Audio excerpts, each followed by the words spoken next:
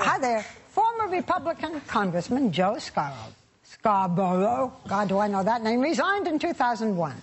But he may hold even more sway with the Republican Party now, thanks to his very popular talk show, Morning Joe. Please welcome Joe Scarborough.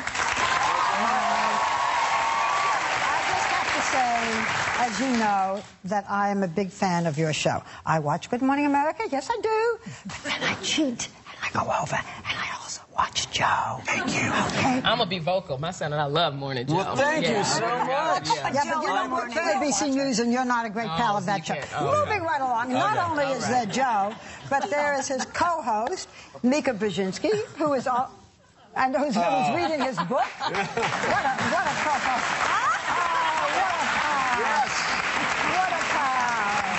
Let me just say about Mika what is, I mean, she is beautiful, but she's also very interesting and very smart, and she's the daughter of Zbigniew Brzezinski. Yep. So give your father my love. We've had a lot of years certainly will. He sends his best, Barbara. Thank you. Do you call him Zbiggy? Does anyone call him Zbiggy? Calls him Daddy. Zigzag. Zigzag. Okay. I only call him Z. That's how well I know him. Dr. Z. Dr. Z. Very good. But, you know, with you, you're a congressman, you resigned, then you were on, you know, television, but you really wanted to get on Morning Joe, and you did everything to get on. Everything. What'd you do? Everything. Like what?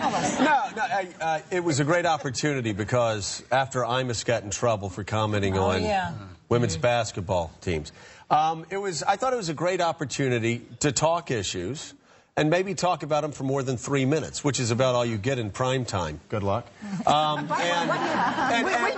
do okay here, don't you think? No, you do a great job here, and it's where you can have people come on, talk, and disagree. You talk about Mika and I.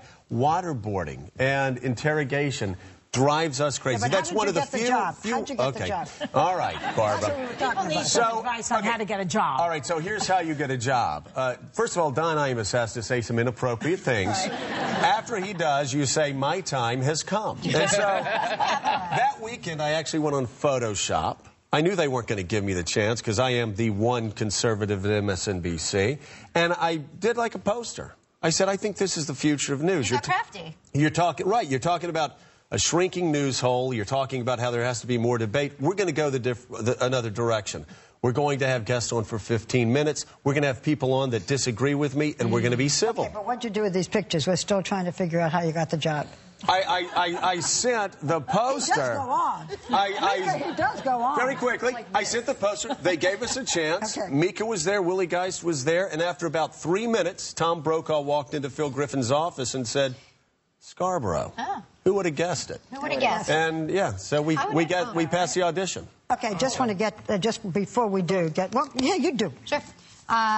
Besides hosting Morning Joe, you wrote a book, The Last Best Hope, Restoring Conservatism and America's Promise. And you talk about restoring conservatism on the whole. And you feel in this book that if Republicans don't reform the party's going to die. Can you just expand a little bit on that? Well, yeah, I knew when I started writing the book because I knew after the Republicans lost in 2008, you could see that coming months away. That everybody would say, Republicans lost. Joy would say, they lost because they're too conservative. They're too radical. And that was the wrong lesson. Was that a good imitation? No, that was bad. I am so sorry. So what about the Republicans? So Who cares? Let them die. Okay, very good. But I knew that the message was going to be that Republicans were too conservative. John McCain was the most centrist candidate they've had Not in a long only time. that, the problem was when Republicans took control in 2001, with George Bush and Republican Congress, we had a $155 billion surplus. When Republicans got out of control, we had a $1.5 trillion deficit. That's not conservative. Right. Yeah, but that's radical. They catered to the extreme members of the party. Well, I mean, they catered to big spenders. They catered to people that decided they were going to export democracy across the globe. You had George W. Bush, a guy that I like personally, but in his second inaugural address, he promised we were going to, quote, end tyranny across the globe. That's a big job. Too big for him, I'll tell you. And you know what? Too big for our troops. That's not conservative. That's not restrained. That's radical. And grandiosity. And we need to return to restraint at home, restraint abroad, and finally, something you all, I'm sure, will agree with, restraining our temperament. What about restraining our budget right now? I mean, we've got an issue right now. We're going to be spending more than we've ever had. It's unprecedented. And here's the deal, and it's what I talk about in the book. George Bush dug a deep hole.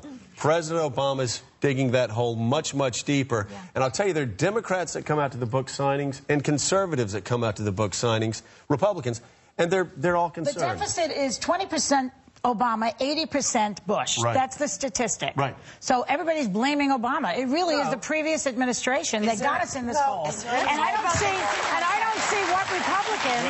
All right. I don't see what Republicans are saying that they're going to fix this thing. And what gets me beaten up by both sides is I blame George Bush first. I say if the era of Ronald Reagan died, it was George Bush who killed it.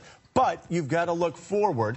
And you've got to make sure, you look at Barack Obama's budget over the next 10 years, the deficits are unsustainable. The numbers don't add up. Here's what depresses me. What depresses me is Republicans marched blindly behind George Bush as he was bankrupting America, and I'm afraid Democrats are doing the same thing right now. We need people that are Americans first and, you know, party members second. So who do you see as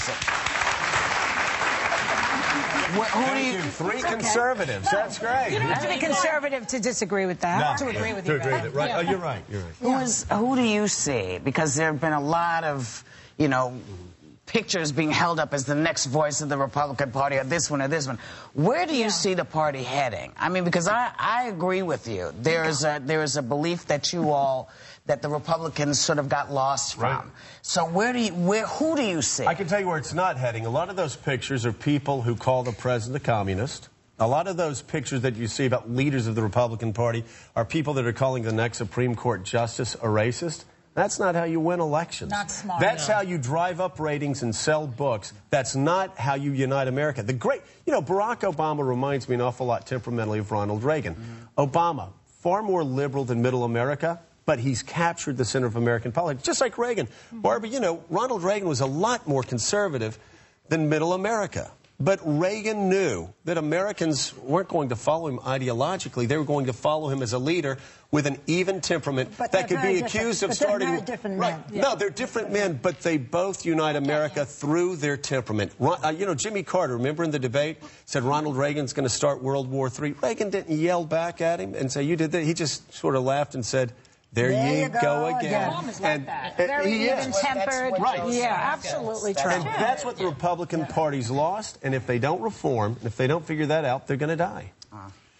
Okay. Well, as you can see, Joe Scarborough fits very well in our panel. He does. And I know you wanted to say something, and Whoopi wanted to say something, and we all want to talk to you, so we'll all come on your show one day. Come on our show. Everybody in our audience is going home with Joe's new book, The Last Step.